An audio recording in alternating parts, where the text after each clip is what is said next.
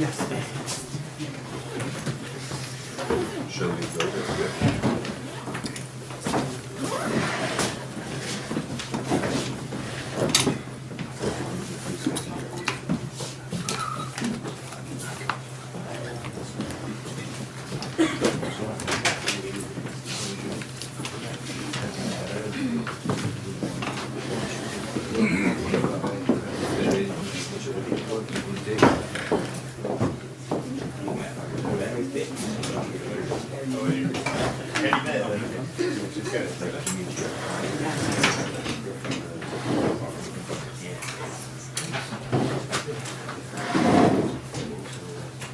Good morning, ladies and gentlemen, dear colleagues and guests.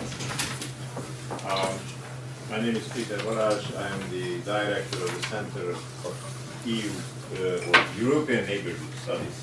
And to mix up with the old name when we used to be EU Enlargement Studies, but this has changed in the meantime. Let me welcome all of you at the conference about migration crisis and the challenges of integration. We have connected those two issues. Migration crisis is the hardest test to our integrational system in these days, and we are, of course, looking for solutions at the level of the integration.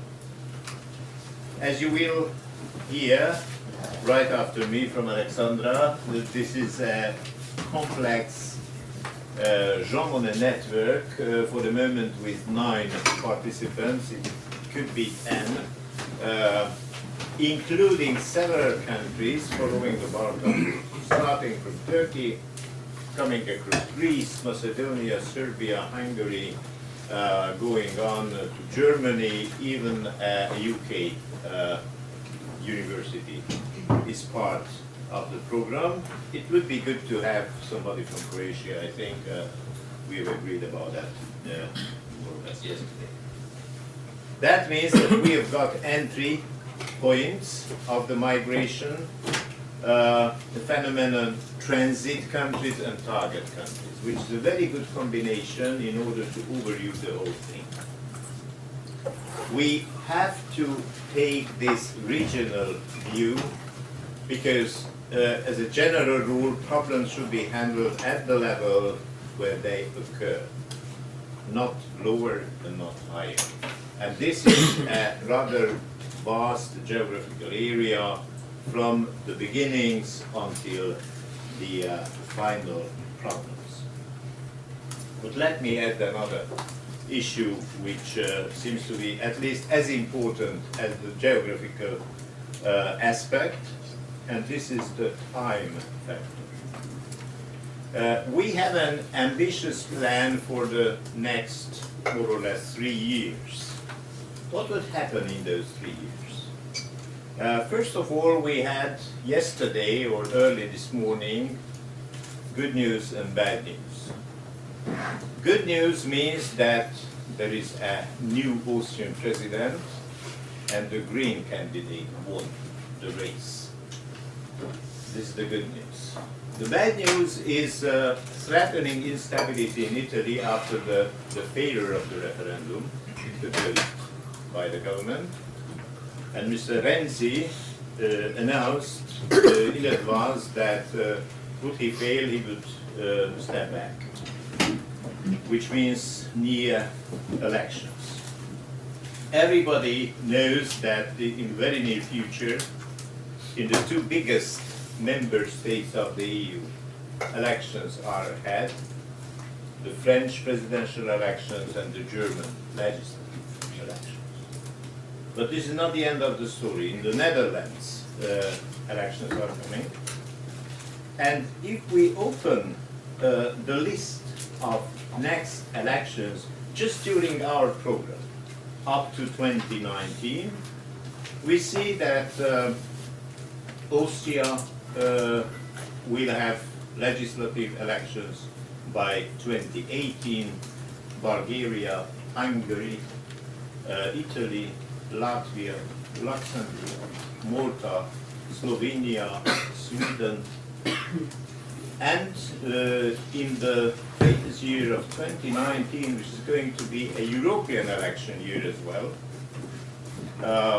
Belgium, Denmark, Estonia, Finland, Greece, Poland, Portugal. Just during the time lapse of our program, something like 21 countries would change or may change their government. Some naive people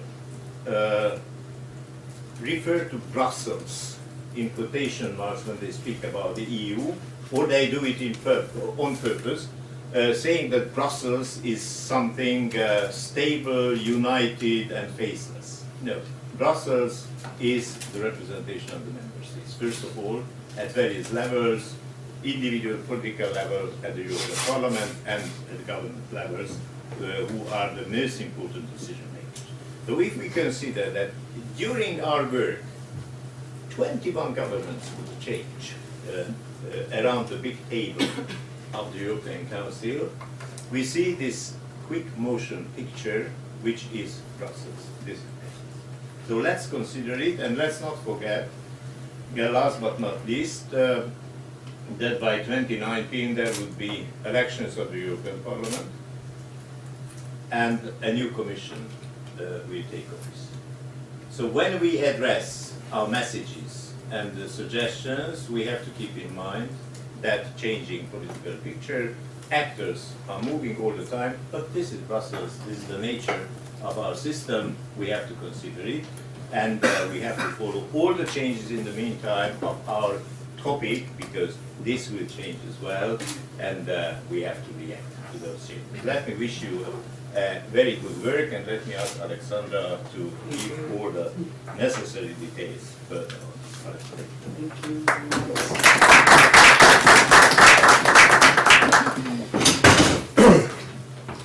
So,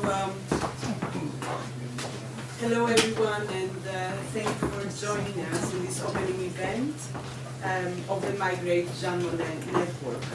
I'm very happy to be here today, representing the Southeast European Research Center of the International Faculty of the University of Sheffield,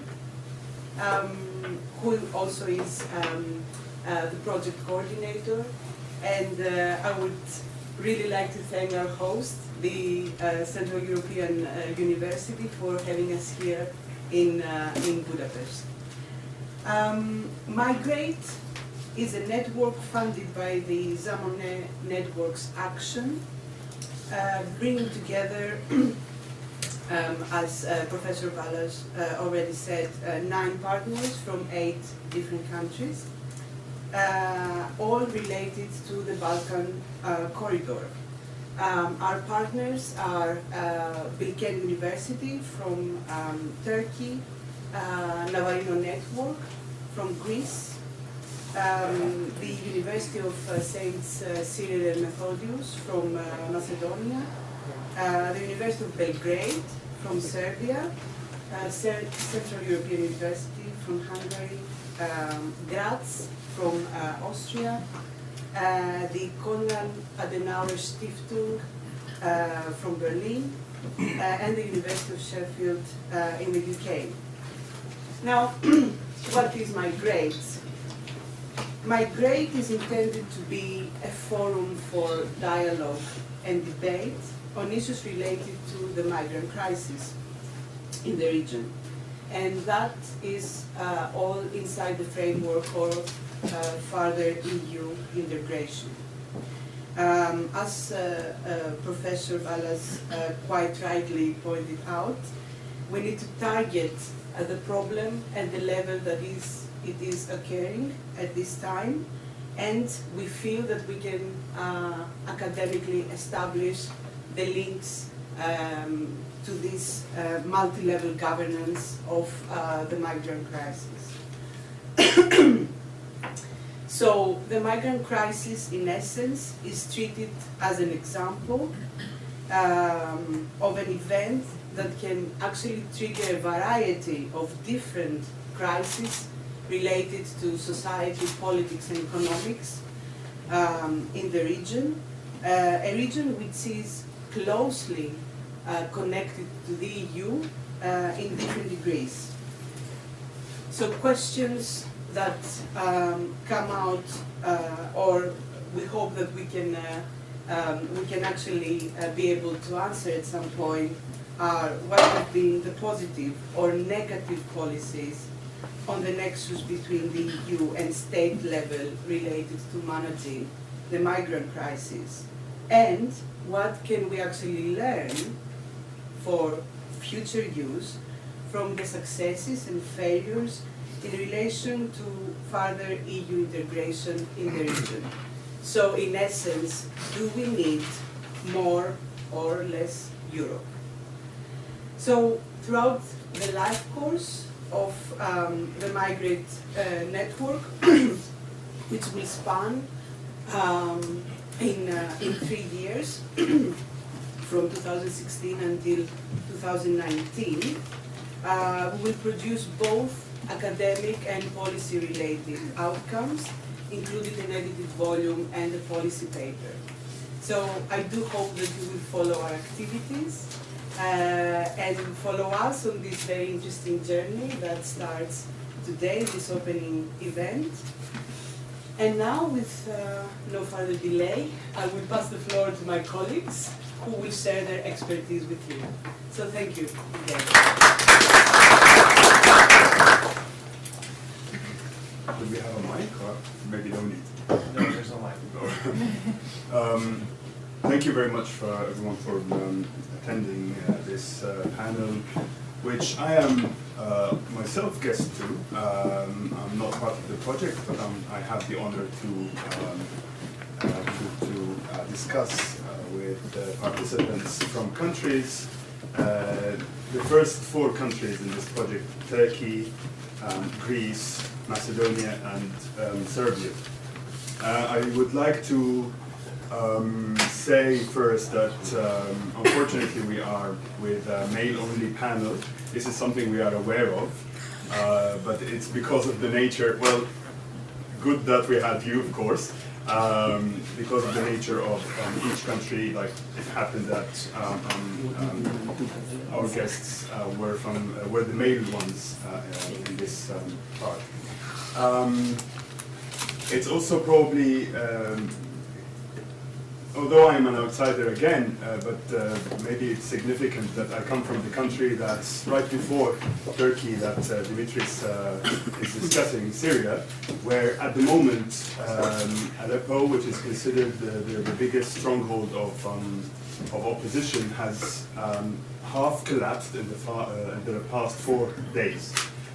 We have seen tens of thousands of, just in the past 4 days, of displaced people heading towards other parts of Syria. It's very likely that they will also go somewhere else. I will shift the ball back again to the project. I would like to leave it completely to them with 12 minutes, hopefully. If you would present your talks, and then we will have Q&A. First, we will have Dimitris Tsarouhas, who is Associate Professor in the Department of International Relations at Bilkent University. He will discuss the Turkish part of the project. Then we will listen to Pavlos Gkasis, at the Business Administration and Economics Department of the International Faculty of the University of Sheffield, but he actually looked at the Greek part of the project. And then we have Zoran Ilievski, Associate Professor of Political Theory at the Department of Political Science at Cyril and Methodius University in Skopje. And we have with us Jovan Teokarevic, Professor of Comparative Politics at the Faculty of Political Sciences, University of Belgrade, Serbia. And he's also chairman of the board of the Open Society Foundation in Serbia. Dimitris, the floor is yours. The floor is mine. Okay, thank you. Thank you very much indeed, and thank you also to our host here at the Central European University for their hospitality yesterday and also today. It's a great pleasure, of course, to be in Hungary, in beautiful Budapest once again. As our moderator said, I am indeed the Turkey leg of this project. I live and work in Turkey for the last 10 years. And although Greek Austrian in origin, I will come here to represent the Turkish institution, which hopefully will only spice up our conversation about the issue. Our project, as Alexandra already said in the introductory remarks, is centered on what emerged in 2015 as the migration crisis, which was coined by the media in those terms at the time.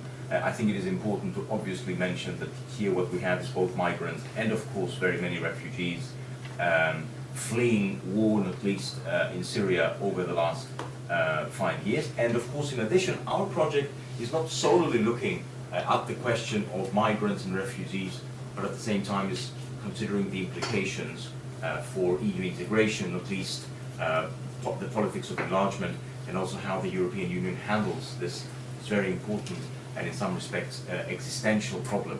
Now, my own area of expertise is European politics and EU-Turkey relations in particular, so I would like to make a few remarks to you on this issue, but I will first start with Turkey and the deal that the country struck with Europe in March 2015 and try to look into the details of how things have evolved ever since. Now, the first thing I would like to say, trying to set this discussion into context, is that in contrast to the European Union, and in contrast to the vast majority of European Union member states, the current crisis of people fleeing their homes and seeking survival is nothing new for Turkish governance. The country shares 910 kilometers of shared border with Syria.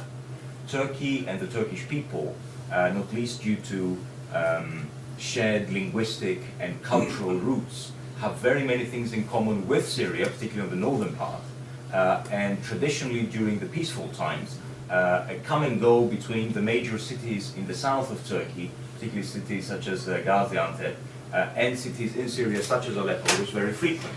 What I'm trying to say is that Turkey is a very different country from the rest in our project and from the other European countries because it has experienced this civil war, this tragic, bloody civil war firsthand, and have been able, to a lesser or greater extent, to cope with some of the humanitarian consequences of this way before the European Union started realizing the magnitude and the volume of this problem facing its member states and its citizens. So, in that sense, therefore, Turkey stands out as the country that first in the region had to try and absorb as many refugees as possible fleeing the civil war, and of course has also had an active political involvement in the Syrian civil war, and I can say more about this later on. Today, the country has 2.7 million registered migrants and refugees. The distinction between the two is difficult to draw, as you can all understand, in its territory. Unofficial figures, which I think are quite reliable given the amount of data we have on them, suggest that more than 3 million primarily Syrians and Iraqis are actually in Turkey today. More than 3 million. Let me just repeat the number so that we can understand the dimension of what Turkey is doing, and at the same time the dimension of how Europe has been or has not been able to cope with this problem. So first things first, nothing new for Turkey. Let us try to move a little bit into how Turkey has been trying to deal with the problem. Turkey, in essence, along with Jordan and Lebanon in the neighboring states, has been able to absorb more than 90% of all Syrians fleeing their country during the civil war, approximately 50% of the entire country's population. This humanitarian disaster has been carried on the shoulders of the Turkish, the Jordanian, and the Lebanese governments. Secondly, Turkey has sought from the very beginning to set up shelters and points of reception for Syrian refugees, but the resources available to the country have been very meager from the very beginning. According to the latest data that we have, not more than maximum 20% of all refugees are now housed in shelters which are sponsored and supported by the Turkish government as well as by NGOs and international organizations such as the United Nations High Commission for Refugees. The rest are splitted around the country. Very many have found some form of refuge. In some respects, have also been able to gain access to employment in big cities, particularly in Istanbul, where the population of Syrian refugees has skyrocketed, particularly over the last 3 years. The Turkish government, seeking to flexibly respond to this emerging crisis, which has begun, as I said, many years ago, has actually taken a very bold step to liberalize its own labor market by allowing Syrians to register and work in the country.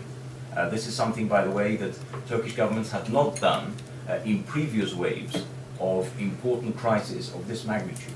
The most recent one, the big one, was of course the Gulf War in the early 1990s, as well as the Iran-Iraq War in the 1980s. So it has sought to try and accommodate some of those people, as I said before, in the context of very meager resources, which have proven inadequate from time to time. The biggest problem that we have, of course, in Turkey at the moment is precisely because of the high number, we have very unequal distributions of the effects, if you like, of the high number of influx of refugees, depending in particular on the region in which they are being housed. To give you an example, as you all know, Turkey is a large country, population 82 million people. Where I live, in the central Anatolian region, in Ankara and elsewhere, the number of refugees is very low. The vast majority of refugees is concentrated clearly close to the Syrian border, I guess in anticipation of a possible return if finally a political settlement can be found so that the Syrian civil war ends. And of course in the coastal regions, that is to say the Mediterranean region as well as the Aegean region, and also in the Marmara region surrounding Istanbul. So the geographical distribution is very unequal. And at the same time, because of this, we also have, as I said before, an unequal distribution of the consequences. To give you but one example, despite the very, very high number of people that have come into the country in ways that were largely unforeseen, there has been very, very little skirmish, very, very little social unrest as a result of particularly Syrian refugees coming into the country, which could have been expected if you consider the low economic potential of some of the cities and regions in which they are being housed. There are, however, unequal consequences in certain respects, and I will give you one example. In the city of Gaziantep, very close to the Syrian border, there has been a certain degree of unrest, primarily because of the consequences of the influx of refugees on the housing market. Many of the people that have been able to afford to move to Turkey do come from the upper socioeconomic echelons of Syrian society. Their existence there has driven up housing prices to quite a dramatic effect, at least in some neighborhoods in the city of Gaziantep, and this has led to a certain degree of discontent. However, I think the important political message to keep from what has been happening in Turkey until now is that it's quite remarkable how well the country has been able to deal with an influx that is unprecedented in terms of its magnitude and which has put a lot of pressure on public resources at the time when the Turkish economy is slowing down quite dramatically over the last few months, with the possibility of an open economic crisis not being ruled out by international organizations, including some astute Turkey observers either. So what we have here is a very interesting mix, and here is where I would like to, towards the tail end of my remarks, to put in the EU-Turkey migration deal and talk a little bit about this, because in trying to give you the context of what is happening, I think you can better appreciate why Turkey chose to go for the EU-Turkey migration deal. As you all know, Turkey is, at least theoretically still, a candidate country for EU accession. The process had long stalled before the migration crisis, as we called it at the time, emerged, and very few key chapters had been opened. For Turkey, it became quite clear at the time that the European Union needed to stand up to its own responsibilities. And it was unacceptable to the Turkish government at the time that the European Union approach has, to quote statements by the President and the Prime Minister, been devoid of any sort of humanitarian character, and they have, Europe that is, has allowed countries such as Turkey, Jordan and Lebanon to share all of the burden. So the agreement was based on the idea that Europeans would be able to handle the crisis in a new way in return for Turkey, in essence, continuing to doing what it was doing until then. And the fact that the agreement has not really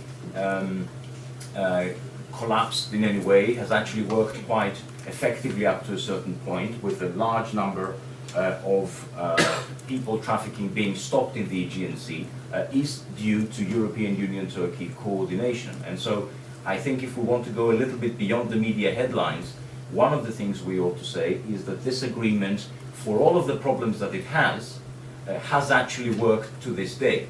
And this is primarily due to how the Turkish authorities have responded to the need to control the cross-border flows, but also down to the fact that the European Union, through certain initiatives, not least through Frontex and the cooperation with the Greek government, has actually been able to deal with the problem too.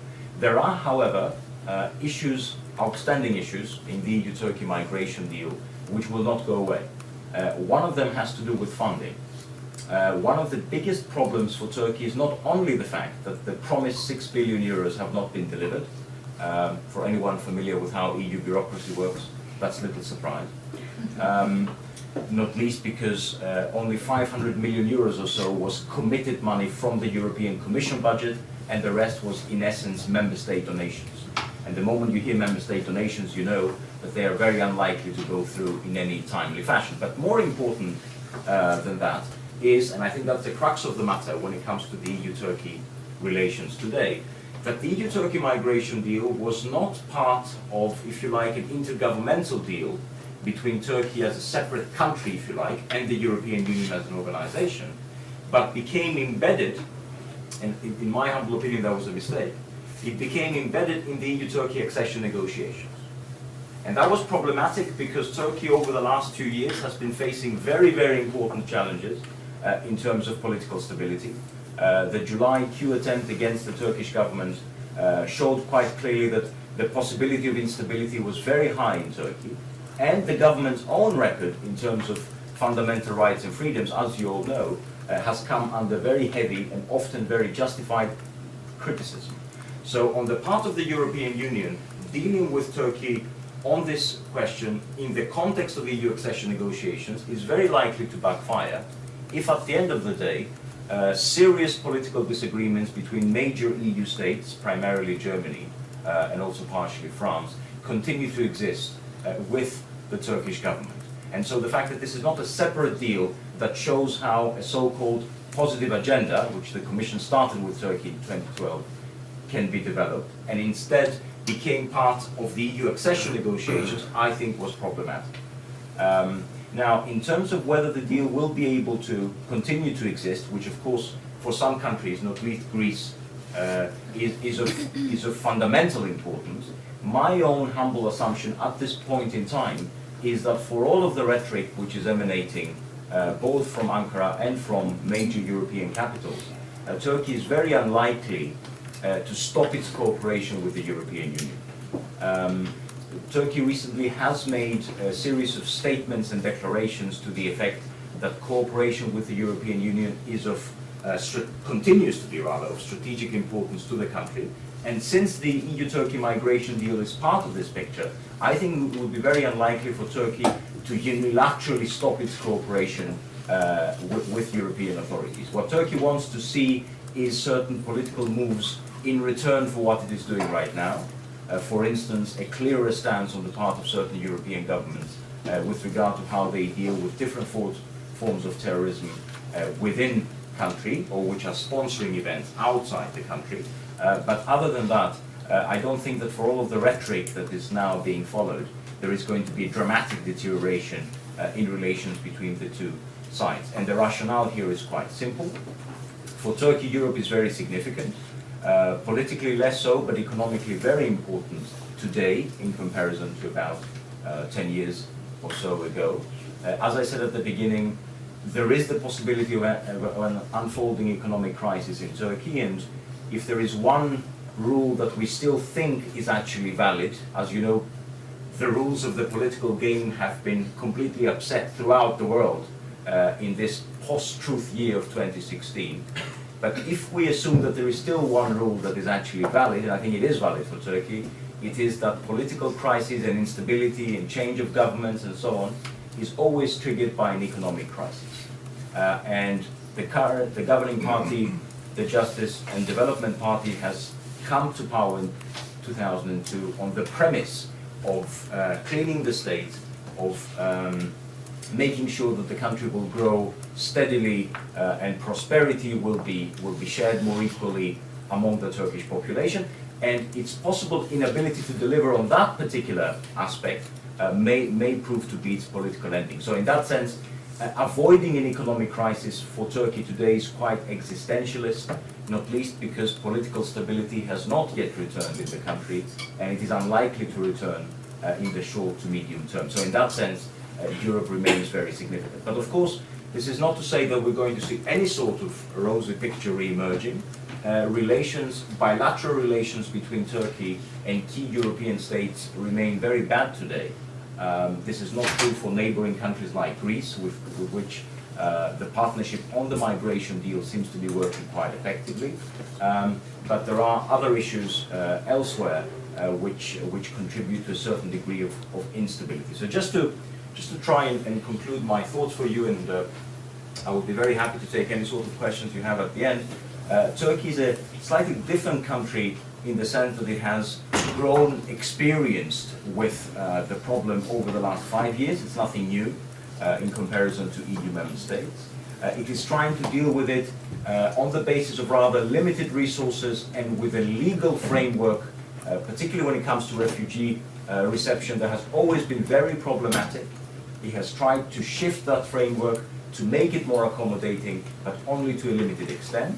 And when it comes to the EU-Turkey relations, which are very, very turbulent today, I think that the current doom and gloom will not necessarily materialize unless both sides want to continue with the politics of brinkmanship, of trying to provoke the other to freeze or even to end the relationship once and for all, which I don't think is actually going to be in the interest of either side. So thank you very much for your attention. Thank you very much, Dimitris. So many questions I have, but I will keep them until the end. I'll pass the floor to Pavlos Gkasis. Are you presenting? Okay.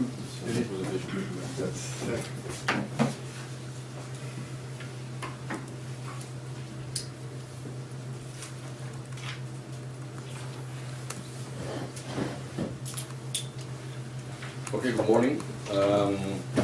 First of all, let me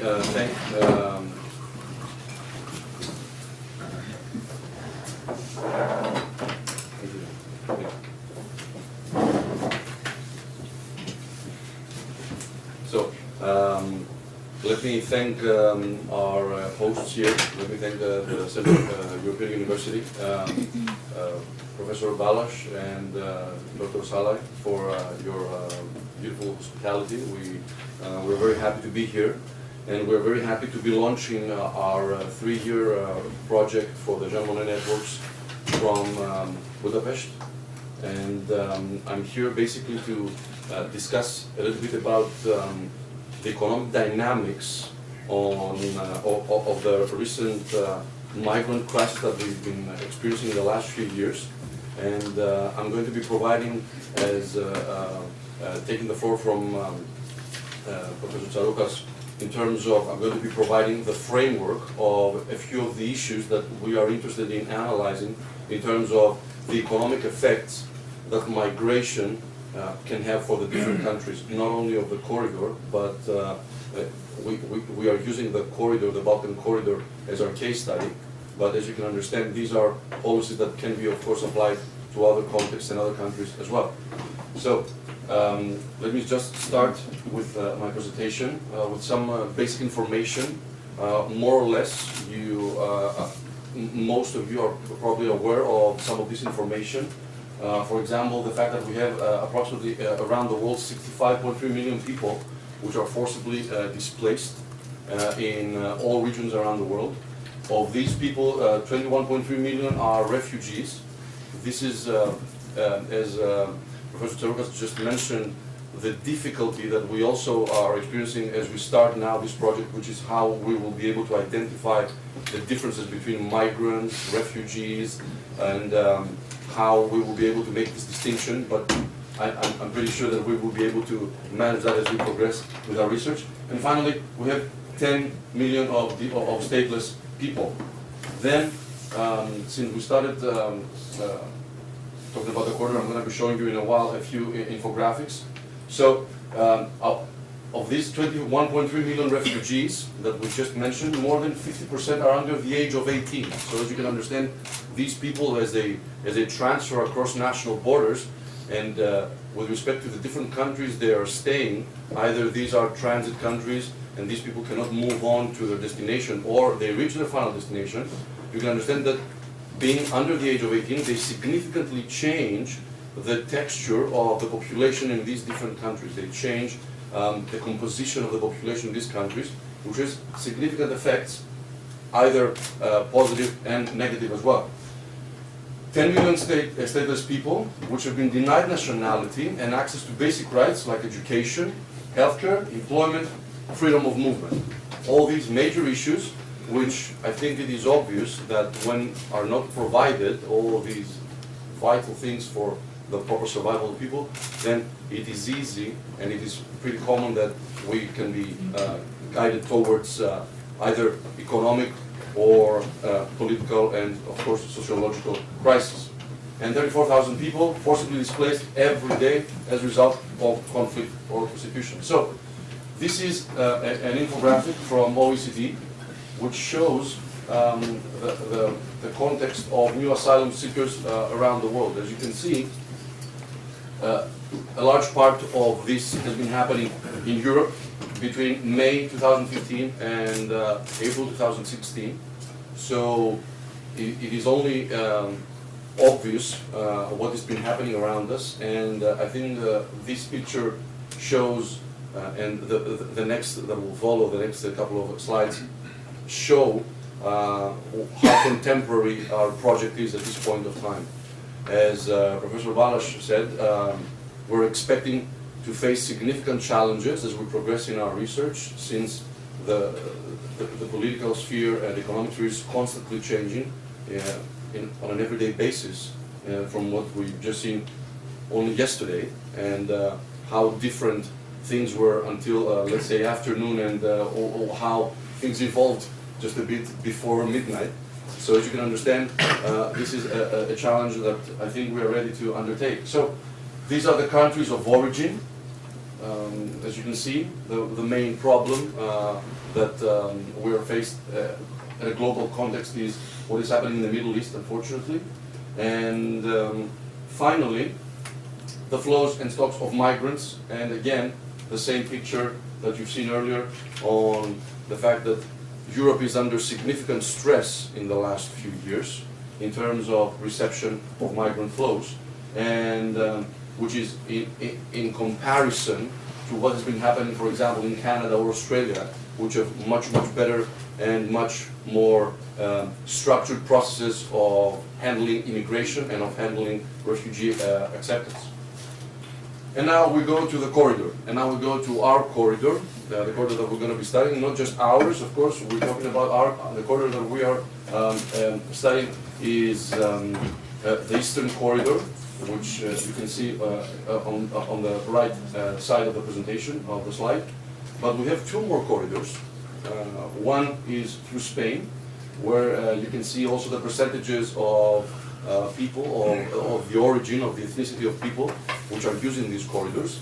So one is the Western corridor, the other is the Middle Corridor, where mostly people are trying to go through Italy through the means of boats and rafts. And then, of course, we have the corridor that we are studying. As you can see, flows which are coming from Turkey. Okay, from most of them emanating, as you can see, from Syria. In Greece, 59%. Okay, and 25% from Afghanistan, 5% from Pakistan. Then they go to Turkey, and then through Greece, when the corridor was open, they were trying to move to Northern Europe, because it is obvious that these people, regardless of whether we're talking about migrants or refugees, I'm going to be using both terms in my presentation, they don't have any reason to stay in Greece with respect to the situation that Greece has been facing in the last 7 years with the financial crisis. So their ending goal is, of course, to go to Northern Europe. So our intention in terms of the project and also the economic analysis that we're going to be conducting. Our intention is to analyze the various economic effects that the inflow of migrants, refugees have on the different countries. And most importantly, one of the main questions that I would like to answer as an economist, which, to be honest, I'm really alone in this project with respect to the disciplines that other colleagues are serving. So, how are receiving countries' economies affected by the integration and settlement of migrants and refugees? So, one of the questions, which I hope we will be able to answer at the end of this project, will be this. So, the various types of migration. According to the OECD, the main categories of migrants that we can identify, as I've said before, whenever I'm talking about migrants, you need to be alert that I'm also referring to refugees as well, is labor migration, family migration, and humanitarian migration. So we're experiencing all these issues, but it is difficult, as I've said, to define exactly what migration as a term really means, because we need to follow different frameworks when we talk about refugees, when we talk about migrants. So these are the main types of migration. And in terms of the economic effect, we have three main areas of impact. The first, and one of the most important impacts, is the effect on the labor markets, and what does this infusion of people do to the labor markets in different countries.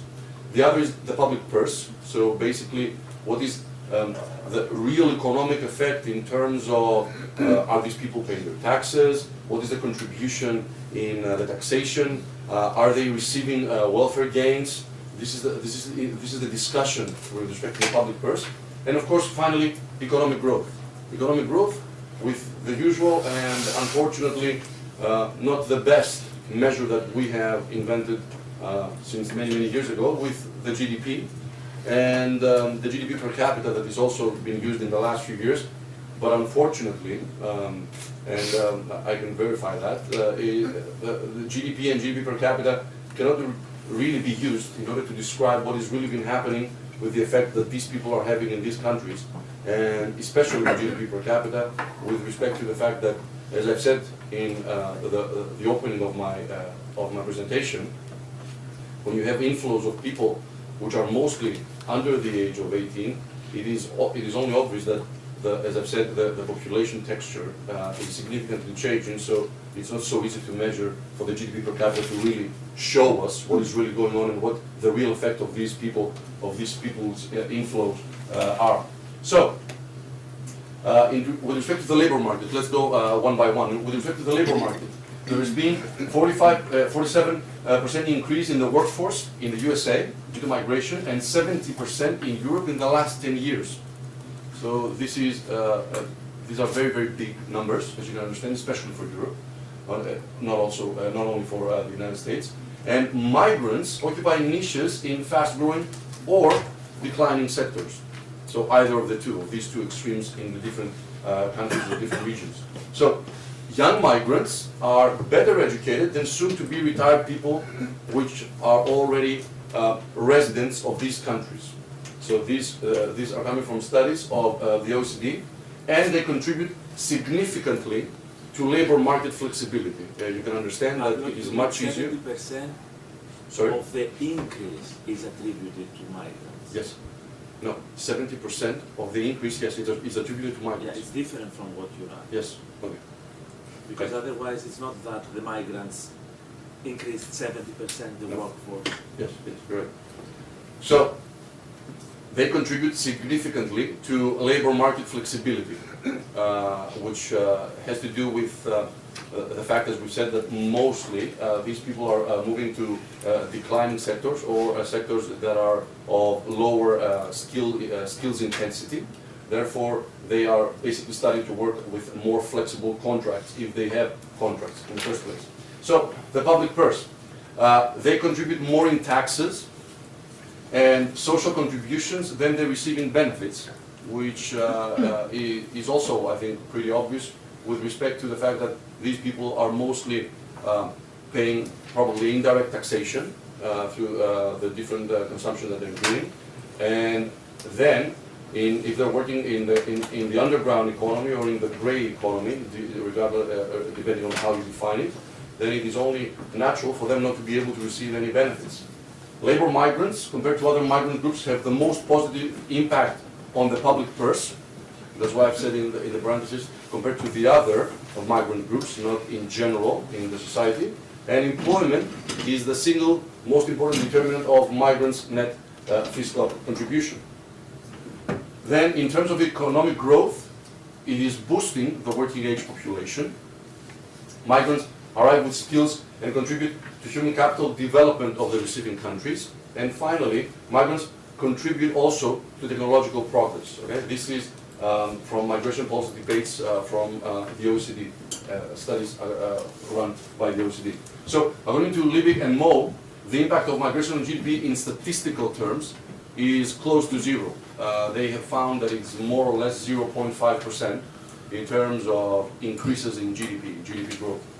So retrospectively, what we can draw from these conclusions is that migration cannot be either considered as a panacea, but it can not considered in terms of the economic data that we have available, and that's not just for these last few years, it's been for the last, this data refers to the last few decades.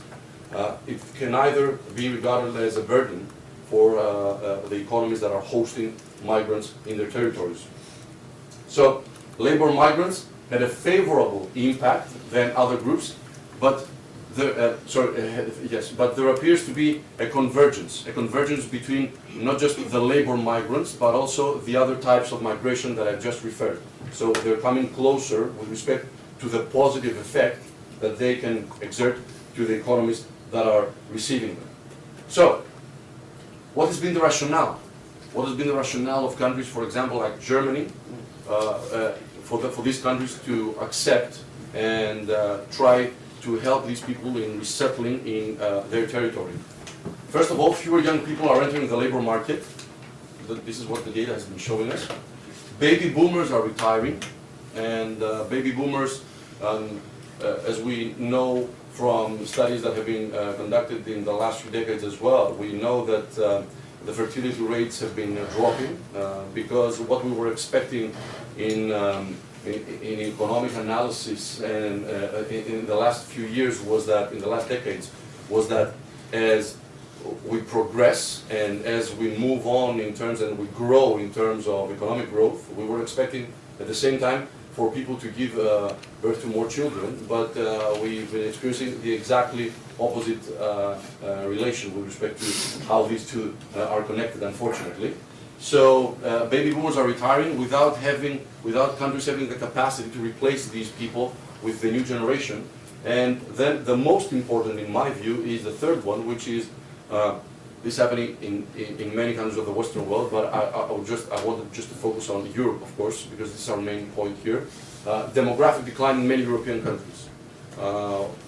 Hungary has been experiencing a demographic decline. The population has been decreasing in the last few years as well.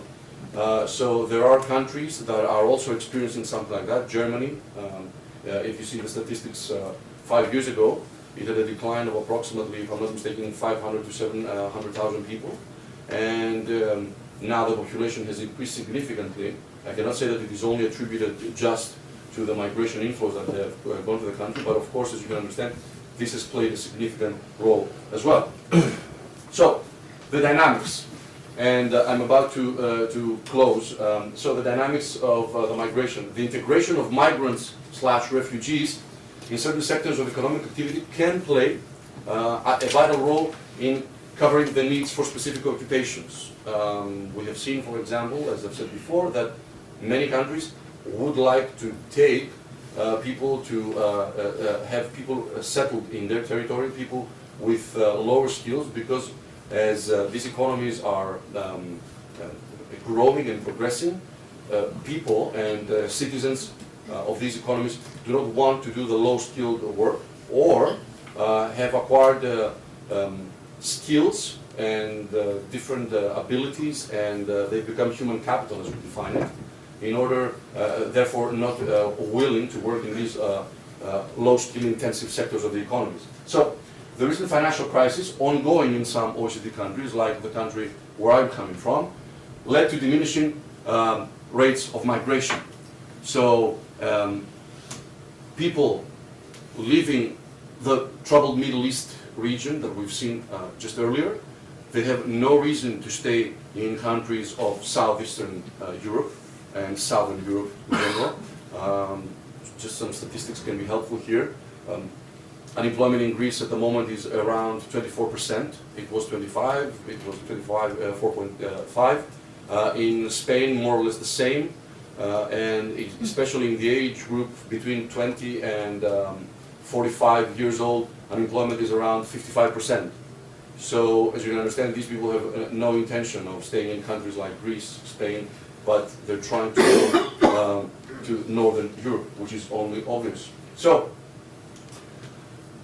this is a bit, let's say, normative, and this is a statement from the International Migration Outlook of 2009. It's a bit older, but I think it is very, very useful because it is showing, I think, the essence of how Europe needs to respond to that. So policies need to be developed that ensure responsiveness of migration to labor needs, aiming to reduce irregular movements and encouraging long-term integration of immigrants and their children.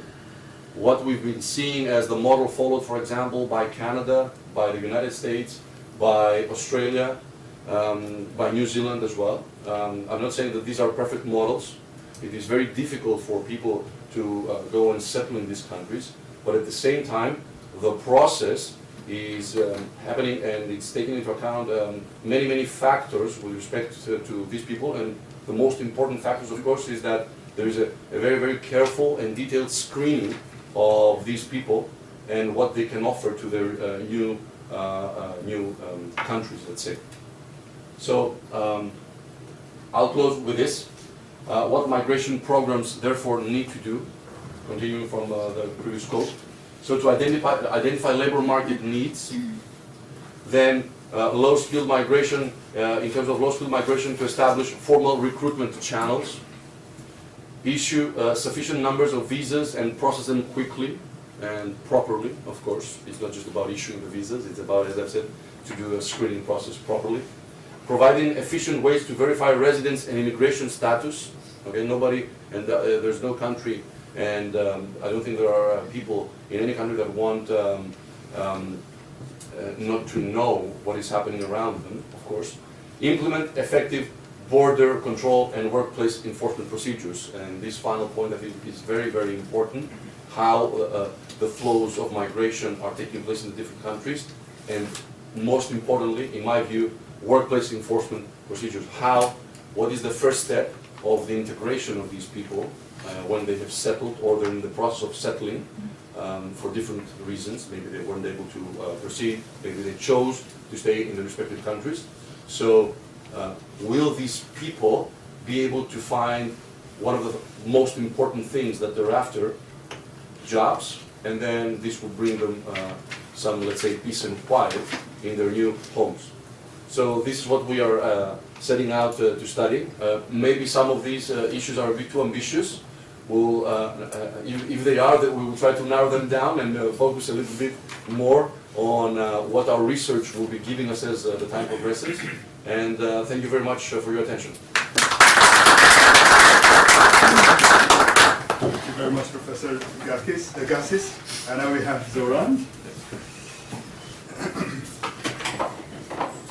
Thank you. I don't have a PowerPoint presentation, but I think it's better for me if I stand up and speak.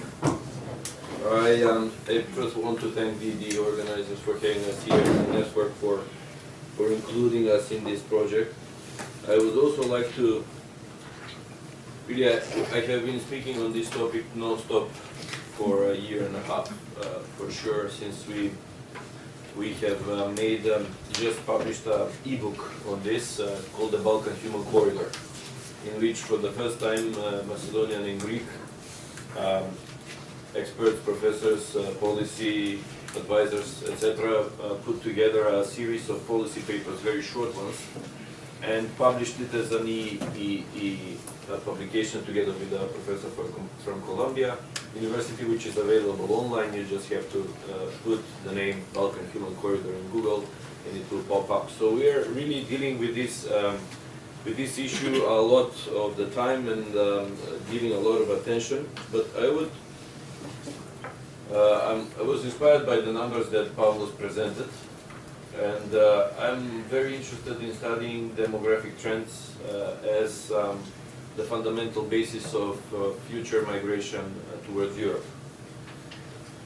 These numbers are quite worrying, the decline in demography in Europe, and I'm especially following my country and the neighbors looking into the numbers.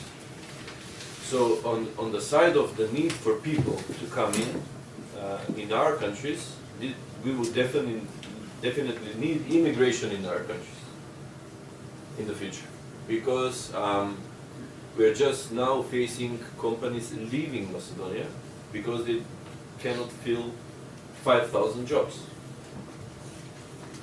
They're open, calls for applications, and we cannot find 5,000 people to work. And the unemployment rate is over 25%. So there's something wrong with the numbers, and what is wrong with the numbers is that we don't really have the correct numbers. We are guided by former old censuses, and really there's a massive flow of people going from our region, from the Western Balkans to Europe, America, Australia, etc., etc. So when you talk very rationally, as policy analysis should be, we in the future will need people coming in and working in our countries. However, this is not the topic of our interest, or in the sense of the analysis that we want to produce for this project or for what we are working now, because what we are working now is with several layers of the issue. The humanitarian issue of these, I would call them mixed, not me, but I will cite people who are experts in calling them mixed migration flows, because they include refugees, which are directly evading from wars and conflicts, people that have been in camps or elsewhere, like in Turkey, and then suddenly, after a period of waiting in this country, decide to move on, and classical migrants, which use these corridors. The Macedonian-Greek border, the interviews that were done, were really surprising in many cases, because we had a lot of people speaking Greek. We had group leaders speaking and organizing the people, which meant that these people were working there on the black market for several years and decided to go on and try their luck in Western Europe. The rationale being that the salary in Greece would be less than the contributions from the budget in Germany, as registered as asylum seekers.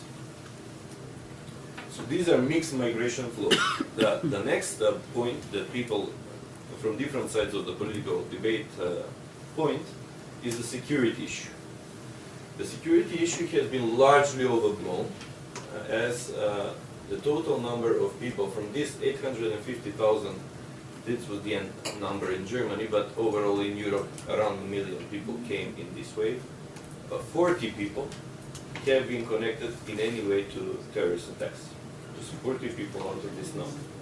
Statistically, when experts compare this, this is not higher than any kind of million people that would come to Europe. Not directly because of they are coming from this area.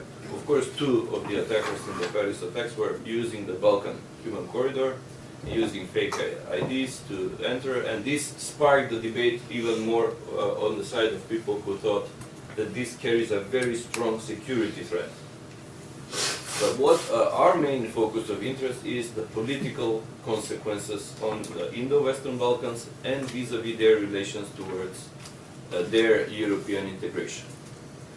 And what we see here is actually every country using these, the fates and destinies and movement of these people as a political tool in bargaining and reaching advantage towards its neighbors and towards the European Union. Turkey did that, and the president is constantly threatening to release the valve and put them on the road again, which, since the deal is in very big part working, means that actually Turkey does have this kind of control and can do this. Greece, at the beginning, the government was very ignorant of the issue, letting it pass through, and it kind of also fed into their ideology of sending these people to the capitalists in the West who are pressuring their country into very difficult financial deals. Then, when things got more and more serious, also issuing statements from the Minister of Defense and Minister of Foreign Affairs that connect the refugee issue with the financial packages. In Macedonia, people were following what the countries on the north would do from the not fear, because nobody would think that these people would stay in Macedonia and apply for asylum there, but fear of economic consequences and political as well if the countries on the north are the first one to close down the borders. In Serbia, it was a very interesting political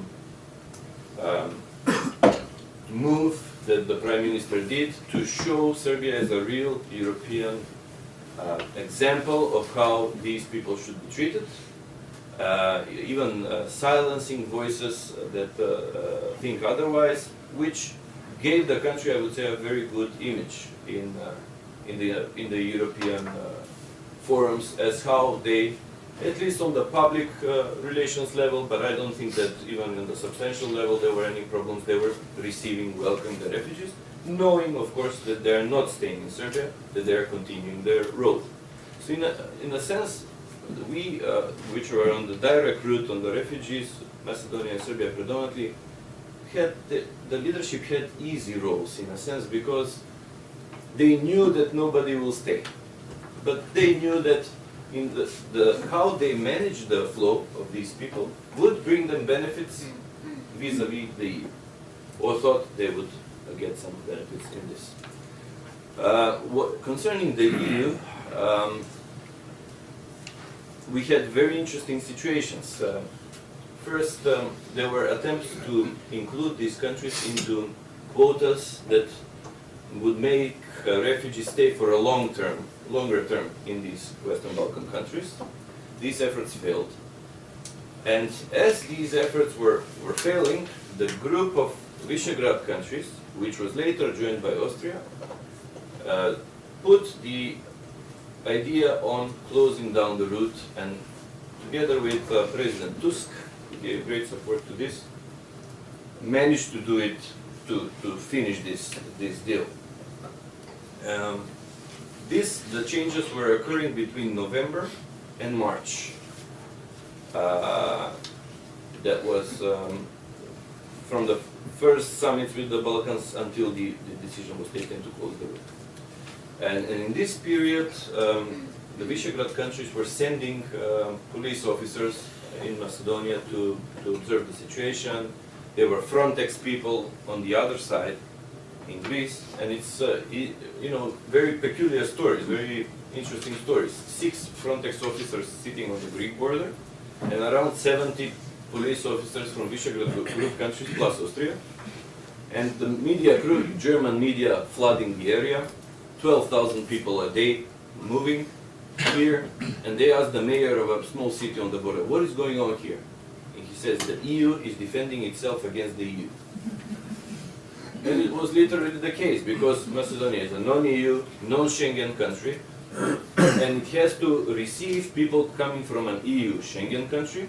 Then Serbia has the same status. Then, when they were going to Hungary, EU Schengen, but if they were going to Croatia, EU non-Schengen. So a lot of regimes were changing along the way for the refugees, migrants. And, so it was a very confusing situation. Then we were collecting data as a country on who these people are. The name Muhammad can be spelled in 17 different ways. Plus, they were using fake IDs. A lot of fake IDs were discovered because, and a lot could not be discovered because you could buy them in Syria from an official printing machine, which is seized, and the printing machine is making actually original passports.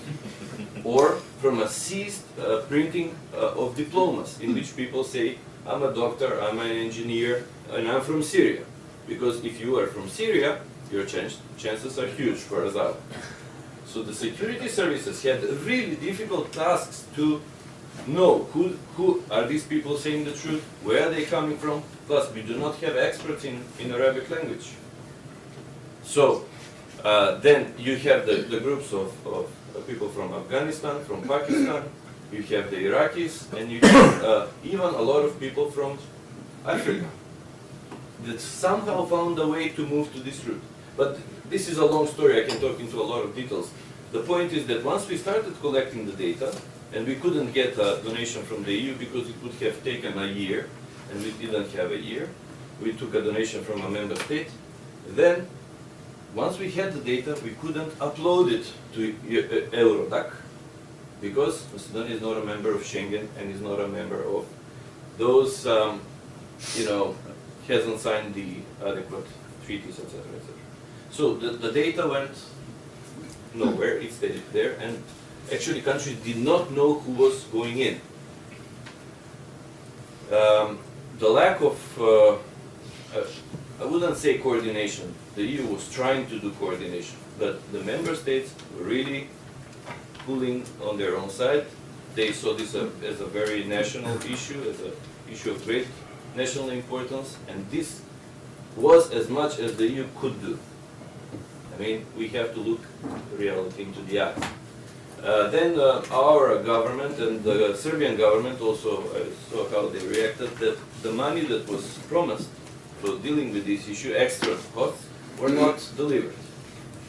Of course, this will, they tried to portray it as coming from the IPA funds, which are for something else, and it will take a long time, but this is how it functions. My message is that during these months, Greek-Macedonian relations deteriorated in one point, in the sense of the Prime Minister accusing Macedonia of ill treatment of these people, and Macedonia replied by first calling upon the decision that was taken in the EU to close down the border, and when you completely closing down the border, and when you give such instructions to the security forces, they are implementing them. And this was something that was voted the day before by the Prime Minister. The President also of Greece, Pavlos, who was connecting the treatment of people on the way with European integration of Macedonia. So in the sense, everybody putting their kind of spice in this soup, using it for political gains of the day, not something which is very, very far away. The trade war between, so-called trade war between Croatia and Serbia, in which they were threatening each other to close the borders, and these things passed. I mean, these things maybe really would be remembered if it wasn't for people like us that they're trying to put them in a system. But what I think is that the numbers that my colleague just presented are the ones that are really important, because when we were speaking in the European Parliament, and Sergei Stanishev, the head of the Socialists, told me about his discussion with Kissinger. When he asked him, what do you think about this refugee and migrant crisis? And he said, these are not refugees. What are they? He said, these are movements of people. So in a sense, the demography and how Africa is growing, it will quadruple in this century. How the European demography will stagnate and a bit fall in the years. This is quite a predictable sense, not always, but very, very predictable, will make Europe be faced with these kind of trends. And this is not a crisis. This is something that because crises pass and then you forget about them, but this is something that we will live with year by year by year. And it's much wider than this issue of currently people coming into Europe. That's my name. Thank you very much. Professor Teokarevic, correct me if I'm wrong. Thank you. I'm more comfortable standing also as Zoran. It has to do with the job we are doing probably at the universities. So the title of my paper that I prepared and will present it to you, I don't have a PowerPoint presentation, has a question mark, and it says Serbia from a transit country to what? This question mark is the most important part of the paper, because I think Serbia is in a transition from the situation we had last year into the one created during this year, and completely unknown about the future, even the most immediate future. So the closure of the Balkan corridor at the beginning of March of this year changed both the context for and the policies of Serbia, refugee policies of Serbia. As borders with Hungary and with Croatia practically remain completely closed or just a little open, Serbia has turned from a transit country for refugees to a country in which they now stay for a longer period of time. And this is a radical change in comparison with last year. And these are the biggest challenges that Serbia is facing because of the changes I mentioned. During last year, we had more than 600,000 people transiting through the country to their preferred destinations in Northern Europe. Half of that number, approximately, is the number of people who passed through Serbia during this year.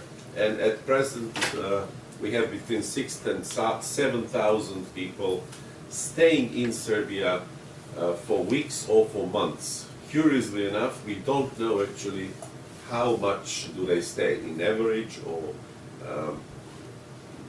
any kind of this data is unavailable. If you take data on asylum registration, these are also misleading, because during last year, according to Serbian regulations, each person entering Serbia during this crisis had to apply, had to ask for asylum in Serbia. So we had more than 600,000 asylum applications. Because they had to do it, then the regulation changed, and during this year only around 10,000 people voluntarily asked for asylum in Serbia, not really wanting to stay in Serbia, but wanting to be on the safer side, to be somehow protected, or maybe within legal boundaries when they try and maybe succeed in continuing their way to the north. But in contrast to some other European states, this is something I have to say, Serbia hasn't changed officially its pledge from last year that it was willing and ready to host around 6,000 refugees as part of a wider European plan. We in Serbia, and I think the same was said by Zoran in Macedonia, we don't see, in fact, that there is a functioning or fully functioning pan-European plan, because the northern borders are closed, and we have that's why we have a burning question, which is basically twofold in Serbia now. First, how to keep the influx of the people that are still coming, despite the closed northern borders, in order to not to change, not to increase the maximum possible number of refugees and migrants, which is 6,000 to 7,000 people. And second, and very even more importantly, how to deal with those people as they are increasingly frustrated, while the state and the society, without adequate legal instruments, policies and capacities, have to cope with a growing number of incidents now, unlike in 2015, and new problems such as diseases and the growing dissatisfaction of citizens living next to refugee camps as well, which we didn't have last year too.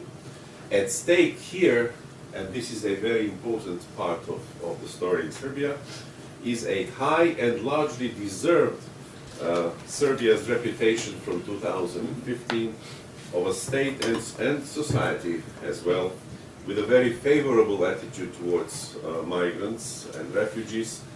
Back then, both the state and the society mobilized quite quickly and offered help, unexpectedly high level of help, and support for refugees within the formula of a human and organized approach. This is how Serbian government refers to its own policy.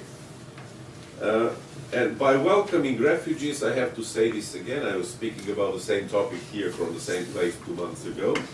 Serbia also tried to reinvent itself, showing compassion for Muslims, in clear contrast to ethnic and military conflicts it had with them, with people of the same faith, in Bosnia and Herzegovina and Kosovo during the 1990s.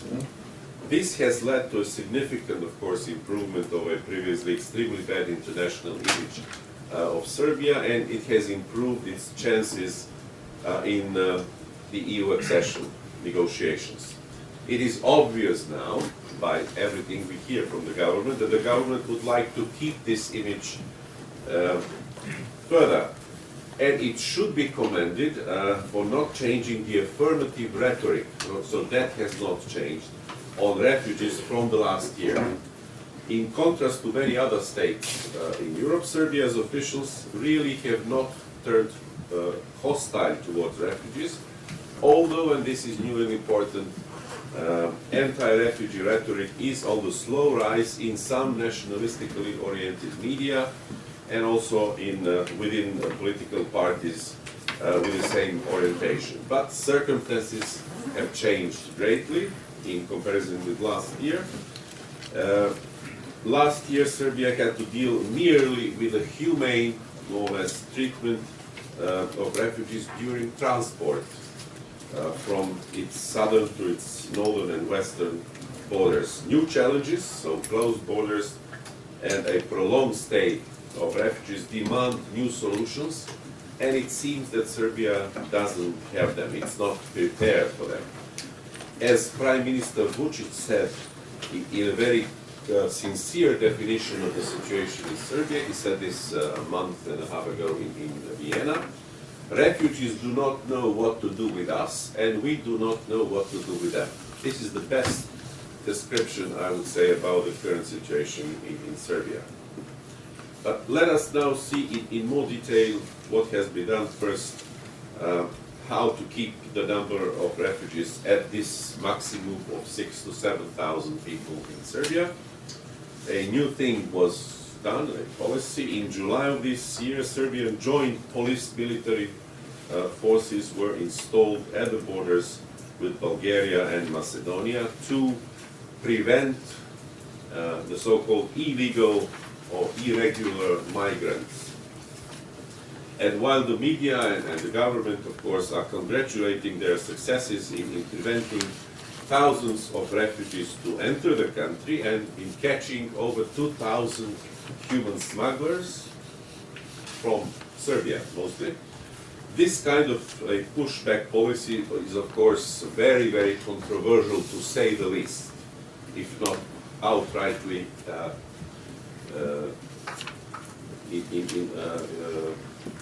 against actually the international refugee legislation. Building walls or other kinds of barriers is still not part of official Serbian policy, luckily. One of the reasons being that it would yield little results really because of the length of Serbian borders. But in mid-September, the minister in charge indicated that this option should not be ruled out if the situation gets worse, and he had to add lately that the prime minister, more humane of course, doesn't agree with him, but we'll see who will win this. The second aspect of the same issue concerns the restriction of entry for refugees from some countries. Restrictions have been on the rise since November 2005, but practically without results. Most refugees now come from Afghanistan and Iraq, most of them in Serbia, contrary to the solutions imposed and then disregarded practically when they faced with the reality.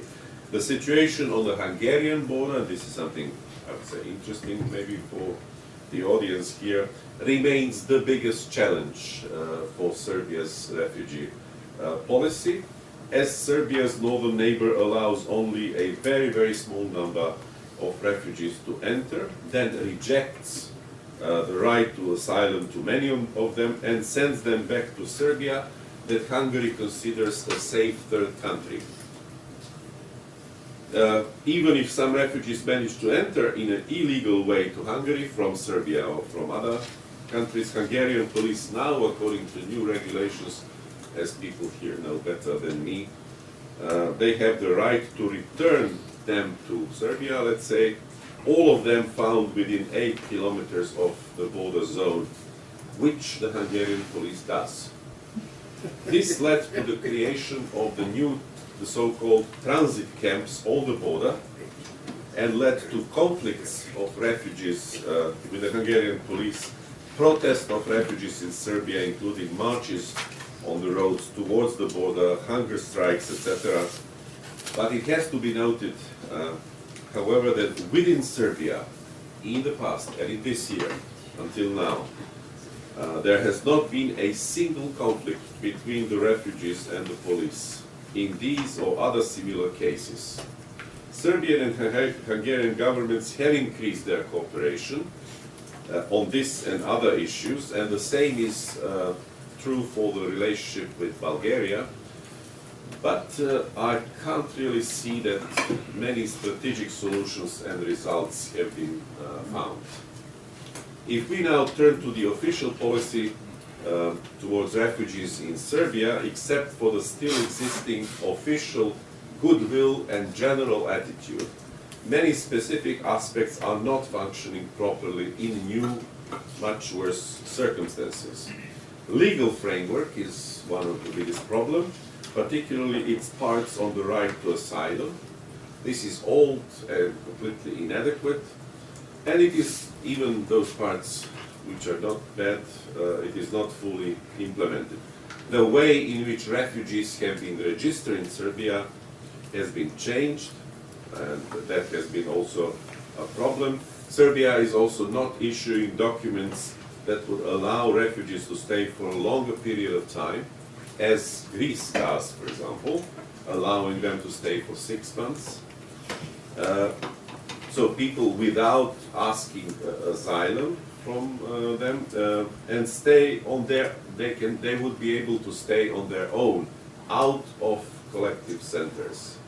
At this situation, because Serbia is not doing this, every person who considered refugee or migrant can be arrested on the street of Serbia because he's not within his asylum and collective centers. So even if some of them would like to be on their own in Serbia, live on their own, this is practically not possible, and that's why around 1,000 refugees, even at this moment, are out at in the center of Belgrade or in improvised places, completely unfit for life, especially during winter.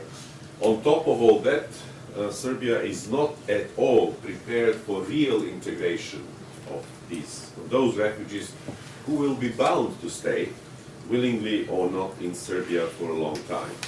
Last but not least, as it was already mentioned, the general attitude towards refugees is changing from a very, very good last year to worse or much worse now, especially in towns with bigger number of refugees. This goes along with the increasing number. Still, I have to emphasize, still very, very far from alarming levels of cases of thefts and conflicts with the local population in which refugees are involved in. Anti-refugee protests began in Serbia. They appeared in the center of Belgrade and much more in the town of Šid on the Croatian border, where you have more than around 1,500 refugees in a small town of 10,000 people. And there a petition was signed asking for the removal of the collective center, and it was sent to the Serbian government. The mood has still not turned radically against the refugees, as a public opinion poll, the only one, by the way, done in Serbia, that tells a lot also. A poll from the beginning of June shows citizens of cities with refugee centers, they were asked for their opinions. They had actually at that time, at the beginning of June, a predominantly good attitude to the asylum seekers, 45% clearly positive attitude, 90% clearly negative, and 36% an ambivalent attitude towards the issue. The situation, I'm sure, has worsened ever since, because also media began publishing stories about epidemics in refugee centers, and because of occasional conflicts with local population. Some media outlets and some minor, very minor political parties, for the time being, are asking for the abandoning of Serbia's liberal approach and for the complete closure of borders. Recently, when the European Parliament suggested that the EU stop membership negotiations with Turkey, some of these media outlets and small political parties tried to seek panic, warning that a 3 million refugee tsunami from Turkey may occur to Serbia if Turkey decides to retaliate. All in all, this is the end. Sorry if I'm talking too long. Despite considerable changes of both the wider context and its own refugee policy in the aftermath of the Balkan corridor's closure, Serbia is still struggling to behave decently, but struggling towards refugees. In addition to a number of mentioned shortcomings of its legal and policy framework, its capacities are at this point already stretched almost to the maximum. Any deterioration of the refugee situation in the neighborhood, which is quite possible, will without any doubt lead to the more restrictive rather than to the more open policy towards refugees. Thank you. Thank you very much. We have a bit of limited time, but I go from Andras. Maybe we can extend it 5-10 minutes after 11. I see an audience thirsty with questions, so I limit mine to only one that I really would like to hear about from Professor Tsarouhas regarding Turkey's relation with the EU and regarding policy towards refugees and migrants. Turkey has been perceived by many Syrians, and this is personal observation, but through probably hundreds, these are hundreds of views that I've been exposed to, no study, But generally, Syrians perceive Turkey as a helpful country, helping country. Not the least inside Turkey, as they are refugees there. However, we have seen in the past year a closure of the borders with the opposition-held parts of Syria. So no newer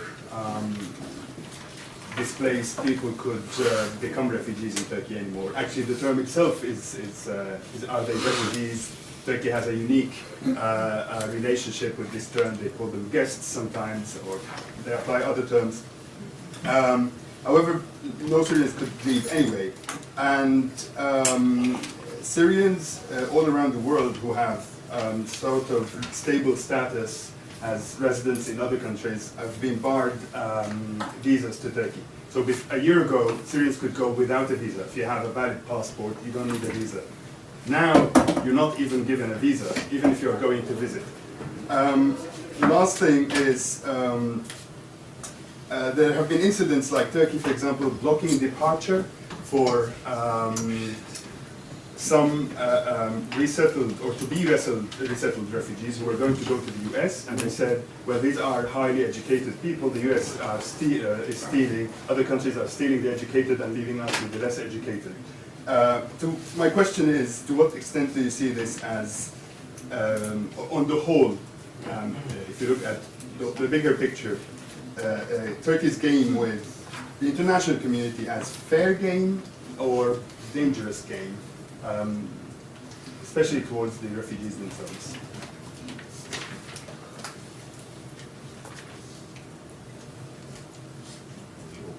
To you, the question is to you. Okay. Okay. Let's get a few more questions. Yes. Yes. Let's maybe get 3 questions first. Do I need a microphone? No. I think we can hear. Okay. Yeah. I'm Gregor Meyer, journalist working for German and Austrian media. My question is, according to your assessment, what was deciding in blocking the so-called Balkan route for refugees and migrants, or more decisive, they deal with Turkey and Germany, basically, or EU, or the physical closure of the Greek-Macedonian border, as both of these measures were getting into implementation timely in a very close space. I cannot really see what was the real decisive thing in it. Do you have an assessment for that? Whoever on the podium.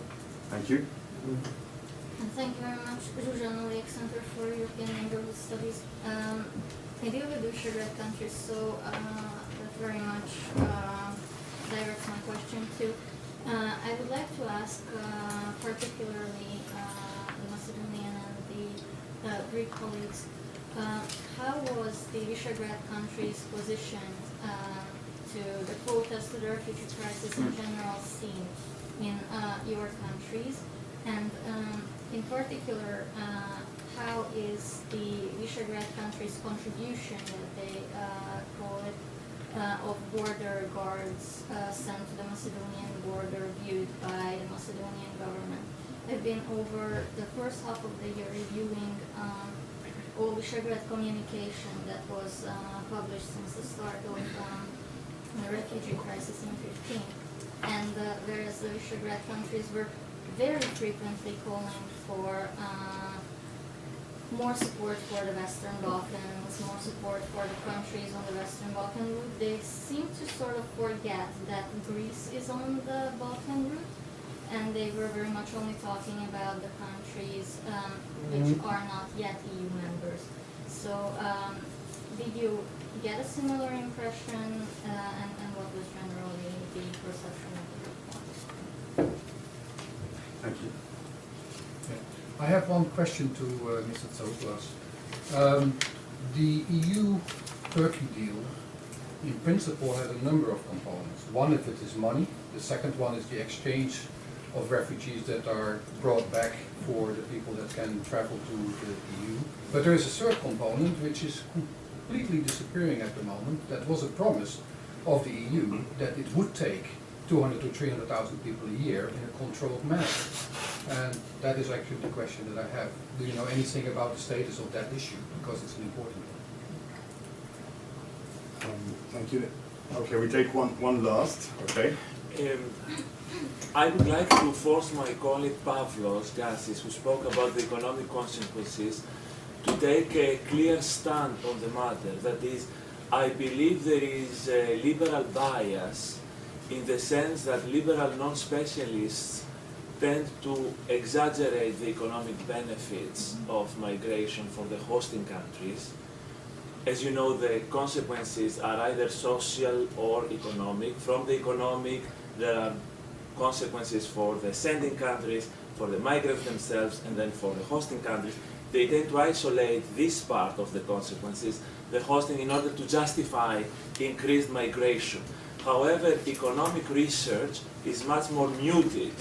You implied that, but you being a liberal were in both sides of the argument.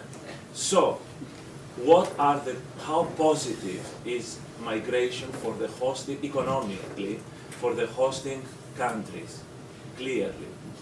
Especially as far as serious research in the medium and long run is concerned.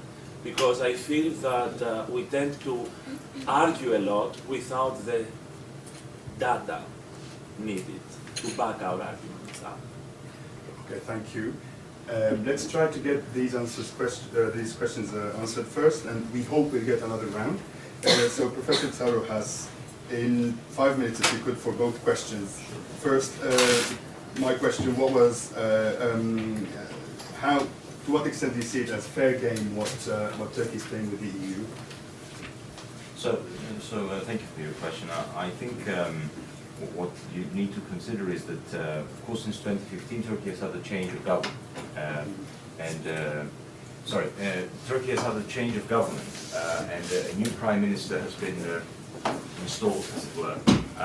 The priority of whom was to make sure that when it comes to foreign policy, Turkey would start closing some of the open issues that were left over, if you like, from the previous administration. An example here would be Russia. Relations reached a very low point between the two nations following the shooting down of a Russian jet. The new government swiftly moved on in trying to improve relations, and this has already become very evident. The same logic has been followed in bilateral relations with Israel, whom relations were also very bad. Now they've improved, and the new Israeli ambassador has just been appointed to Ankara. He just arrived the other day. And I'm saying all of this because part of the new government's statement was also that the following, and it relates partly to some of the points you raised, and that was when it comes to Syria in particular, although Turkish policy has not changed, that is to say that the government of Assad for the Turkish authorities is a non-solution, it's a not sustainable solution, and the so-called moderate opposition should be supported. At the same time, the new Prime Minister made it very clear that Turkey wants to stop the degree of involvement that it had on this issue, because it didn't really see this bearing any fruits. It didn't really act in a way that was positive for the country. When it comes in particular, and that is why you see a policy now by which the Prime Minister openly says, we will protect our borders come what may. Do not forget how much Turkey has suffered from terrorist incidents, which are, all I would say is, which are related to what is happening in Syria. I'm not going to get into the details of who masterminded what, because that's a problem that affects both Turkey and Syria and other nations. It's not necessarily only stemming from Syria, but this is a country that has suffered massively as a result of deadly bombing attacks that have happened in the core cities of the country, and the decision has been taken, I think it's the right decision, to make sure that you prioritize the safety of your own people first. And so if measures are necessary when it comes to Syrian nationals to safeguard this, I think that is a very sensible policy to follow. The other thing that I would like to mention here, and it goes a little bit to the question of the gentleman regarding the EU-Turkey deal, is you should not forget how much Turkey has been burdened by the EU-Turkey deal in terms of receiving refugees, not simply in terms of numbers. Sometimes we lose the qualitative dimension, and Pavlos implied this in his presentations. Currently, speaking to a colleague, a lawyer who's been with the UNHCR on the Greek-Turkish border, de facto on the ground, what I was told, and by all means this is anecdotal, but I was told this by a person I trust very much, is that what the Greek authorities are doing is, in the camps that they have for refugees, what they often do is, they do the so-called night raids, so that the refugees and migrants cannot prepare. They bust them in, they send them over to the border. And whom do they send? They send those people who are in so-called high security facilities, and those tend to be single male men. Families are not treated this way. And what European Union countries are doing, to the extent they are receiving refugees from countries like Greece, is receive the families, the proper ones. The rest are bussed over to Turkey, and they have to stay there for reasons I will explain in just a second. So what I'm saying is, the country has been at the receiving end, both on the part of Europe and on the part of the border with Syria and Iraq, and that has been a particularly heavy burden on its shoulders for a very long time. So it's worth underlining. So in terms of fair game or dangerous game that you said, well, in my understanding, the biggest problem is that, as Zoran mentioned, it is a very mixed picture, but both on the part of the Turkish government and on the part of the European Union policy with regard to the problem of migrants and refugees, very many innocent people have become pawns of a much broader political game. Many people shot at the Syrian-Turkish border by Turkish guards as well. Yeah. So what you have is the dehumanization of a policy aspect that certainly the Turkish government has promised would not be part of an attempt to blackmail the Europeans who cannot coordinate their policy or indeed treat Syrian refugees badly. Having said all that, what you need to consider is Turkey is the only country west of Syria and the only one, along with Jordan and Lebanon, that has tried so much for so long to make sure that at least some of this humanitarian suffering will be alleviated. And also don't forget, in Turkey you don't have a formal public sector which is as strong as in Western Europe, and what you rely on is Islamic charities, NGOs, many of whom are affiliated to the government, and international support, and of course the informal sector, particularly families and neighborhoods and relatives who want to help, who have a basic humanitarian feeling about this. So, criticizing the one who is actually assisting the most strikes me as potentially quite troublesome. With regard to your question, just to address it explicitly, I don't think that European Union member states are able to live up to their promises. You're absolutely right. That was a core part of the deal. It allows the Turkish government to say to the European Union, indiscriminately, wrongly in my opinion, but indiscriminately generally, it allows it to say, you are simply not worth my time. You are simply not a serious player with whom I can negotiate because you signed something, you promised to receive 60,000, that was the original number, 60,000 as part of the swap back in March, and European Union member states have received today, following the relocation process, 6,100 migrants and refugees, 1/10. And I don't think there is any prospect of EU member states actually increasing those quotas, coordinating their policy in any. I'm not referring to the 60,000, by the way. The 60,000 is actually the relocation inside of Europe, which would relieve Greece. But the original figure in the negotiation process was 200,000 to 300,000 people directly from Turkey. You're referring to the ones directly from Turkey to Europe? Yeah, that was the ones that was I had this information also from Cyril Knaus, and that was the original deal. The original deal was to stop the trafficking and to organize it properly and to make a regulated process to get about 200,000 to 300,000 people a year from Turkey into Europe. That was the original negotiation, but the deal is not as kind of signed. It's a very informal deal. Right.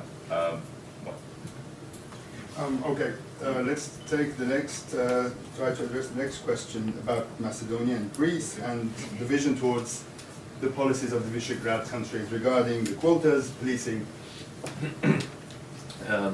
The best thing I read on the difference between how Eastern European and Western Balkan societies reacted vis-a-vis the old member states of Western Europe, especially Germany. We don't want to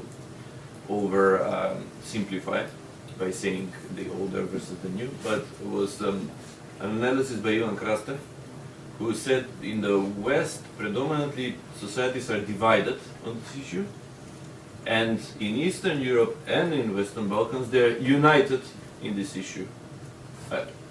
United means not wanting to receive refugees and migrants on their territory more than they absolutely have to, because of humanitarian reasons or just to save the image of the country or some European solidarity, but an absolute minimum. So on your question, how was this policy of the Visegrad Group plus Austria received? I would say it was overwhelmingly positively received. Overwhelmingly. There was a difference in reaction if you were on the right, center, or on the left side of the political spectrum. However, even those that are opposing central or right-wing governments, there were very few that were able to voice a protest against such policies. Very, very, very few. And even the opposition party in Macedonia did not get with a clear statement on what the government should do. Rather, because they knew the public opinion, they sat through it in a quiet way and let the government do its job. They got a little bit nervous because of the support that the government then received from their sister parties. So that's why the Minister of Foreign Affairs of Austria came to the rally of the governing party just several days ago, and the opposition was really nervous about this because they're thinking that the government is trading favors in this sense. However, the public opinion, and I just see every morning one of the famous journalists in Macedonia starting every morning his Facebook, Twitter account and everything that he does, and he's hyperactive, with the Austro-Hungarian anthem. With the anthem of Austro-Hungary every morning. In a recognition of what Austria and Hungary are doing for the governing party, the general public opinion, somehow a window of communication with Europe that was not there. It has now been established. So this is the question that I would, regarding Greece, there was no coordination. So even the police forces could not communicate directly. There were these obstacles in trust. Which name do you use? Do you accept a stamp that has Republic of Macedonia on it? When we go to Greece, we don't get stamps on our passport, but they don't want to take our passports. They are taking a special sheet in which they put a stamp, and then you keep the sheet for your going out of Greece because the passport is not recognized. On the level of political level, there was communication, predominantly with the Prime Minister, and necessary steps were taken to improve this communication. And things went a bit better towards the end of the crisis. However, these thousands of people that were on the border, living in inhumane conditions, were really a bad picture, I would say, for both countries. There, because they were not the famous camp at Idomeni, they were not put in normal conditions to live, and they could not cross the border because there was a decision of the entire unanimous decision of the EU to close down the route. I think that Greek politicians tried to use this against, of course, its neighbor, who they do not want to see in the EU or in NATO, because of the fact that these people could have been moved earlier and not showcased every day as not being able to pass the border, for which the Greek Prime Minister voted to be closed. So these are these kind of daily Balkan political games that we are used to, nothing new, nothing special. Just, it's a pity, I would say, that they're on the shoulders of people who are fleeing conflict or very difficult circumstances to live. If I may answer, I think you also referred to Greece in terms of, so the question was also about what is the perception in the countries, right, in terms of the public opinion and how people are addressing these issues. So I will just refer to the previous symposium that we had in Thessaloniki with Navarino Network and SEERC as co-organizers and supporting the symposium, where Commissioner Avramopoulos was present. Commissioner Avramopoulos is responsible for migration issues in the Commission, and it is very, very important to note here that his political background is from the opposition country, from the opposition party in Greece compared to the government that we have today. Quoting on what he said is that the work that has been conducted in the islands is very, very important in the last few years in terms of the processes of how we receive these flows from the Aegean. I think it is common ground for, I think it's common logic to see when someone examines the border of the Greek territory, it's easily identifiable how difficult it is to guard all the seafront that Greece has. So we cannot build walls, we cannot mine the sea, we cannot do anything, and that's not, let's say, something which I'm saying now indirectly. I'm just saying that this is not possible in the Greek case. Even if someone would think of doing something like that, this is not possible to happen because of all the difficulties in the borders. If, for example, you go to Kos Island, you will be able to identify that someone can,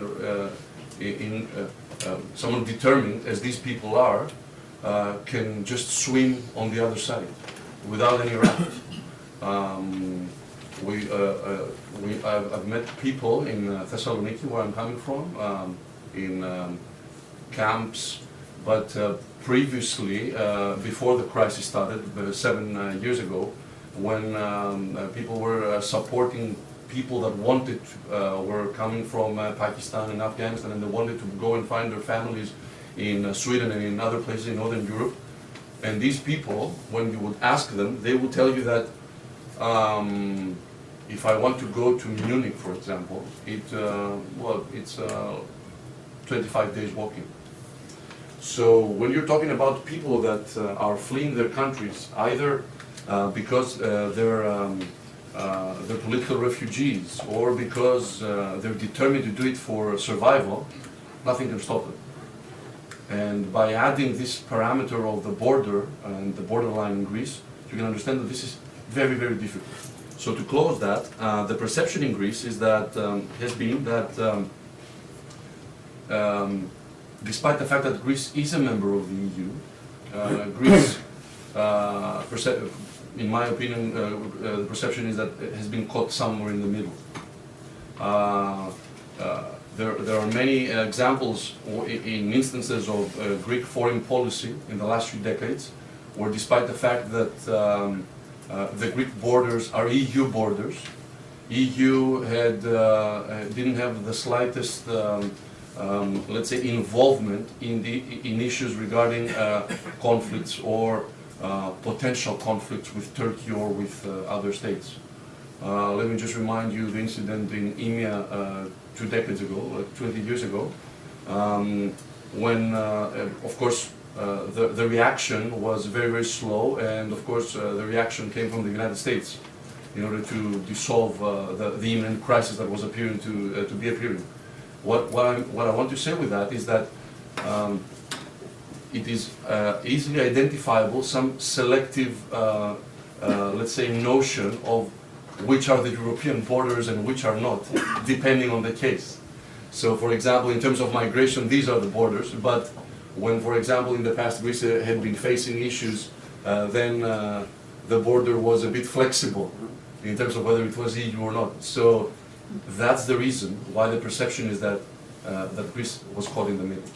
Then just to go to Yes, please. Professor Kelivis's comment. First of all, let me thank Professor Kelis because I appreciate the fact that you constantly want to push me in an effort to, let's say, expand my ability to answer your points.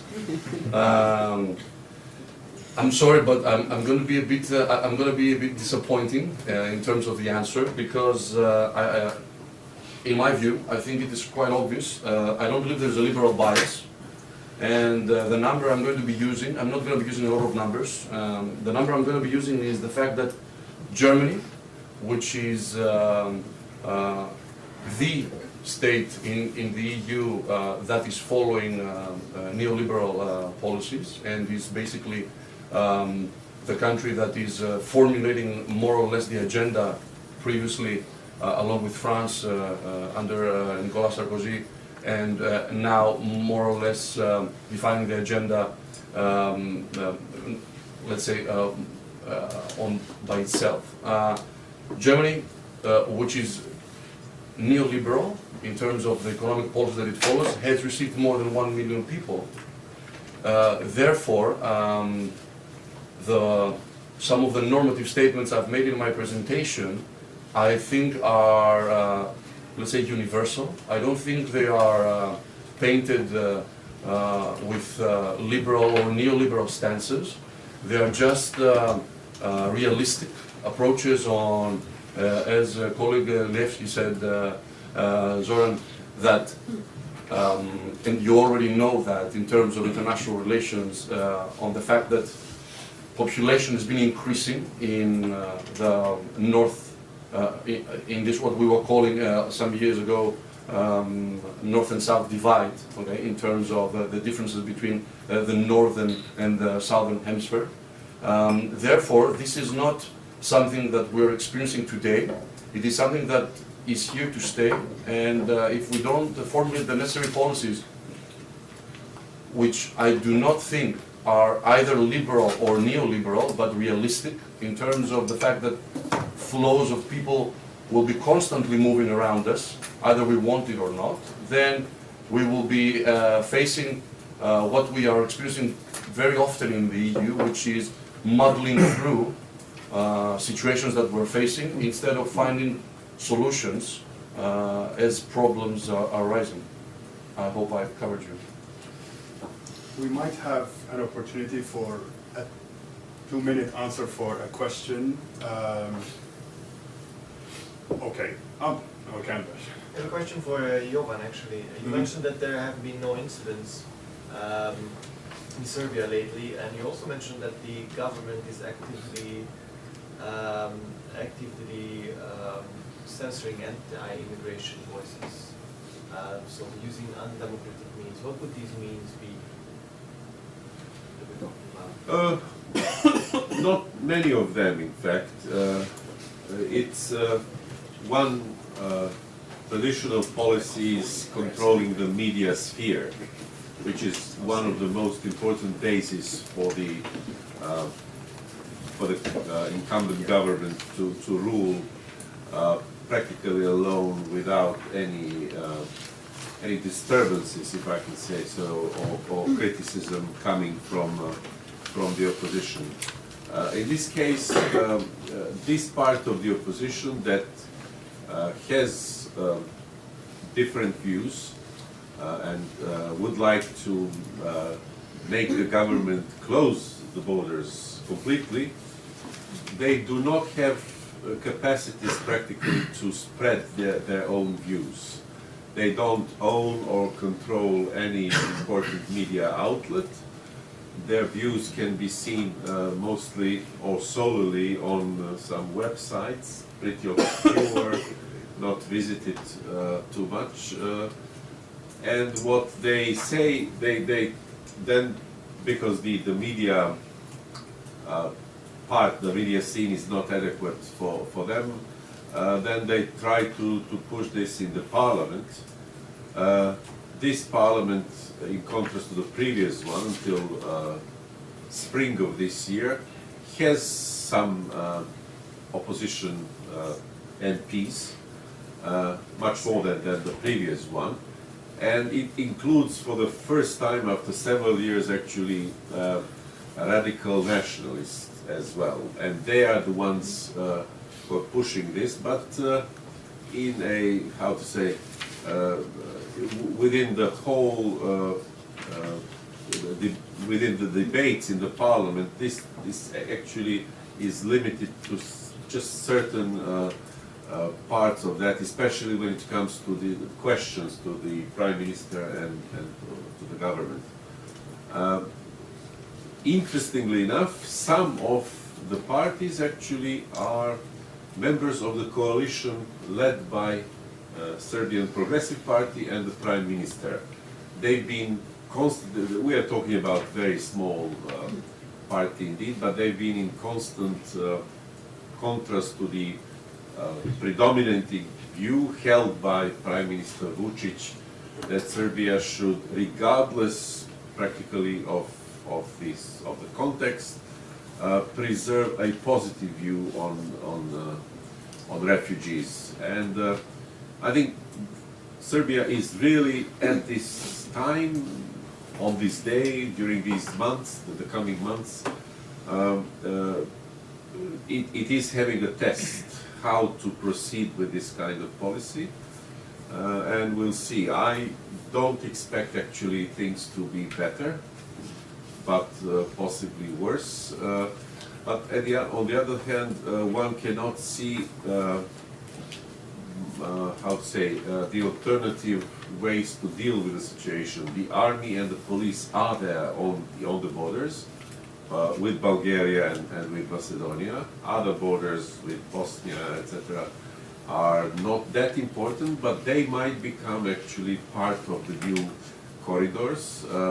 Some refugees have been caught recently in Croatia because they went through Albania and Montenegro as well. So I can't see actually how Serbia can improve and close borders even more. The data on the number, this is what I wanted to show you here, but I couldn't find actually how many troops Serbia has on the border. This is hash, not an open data. And they seem to be efficient by the numbers they proudly offer to the media. Take into account, as I said, that not only several thousand refugees were pushed back mostly to Bulgaria, which is a bigger problem now than Macedonia, but more than 2,000 Serbs have been actually caught by the police and accused for smuggling. That's it. Thank you very much. Thank you, our dear discussants.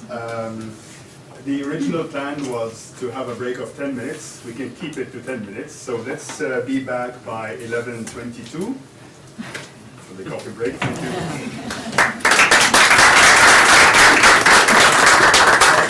Quick announcement, the coffee break is in the hall across from the reception on the floor. You will need your card that you receive. Sure.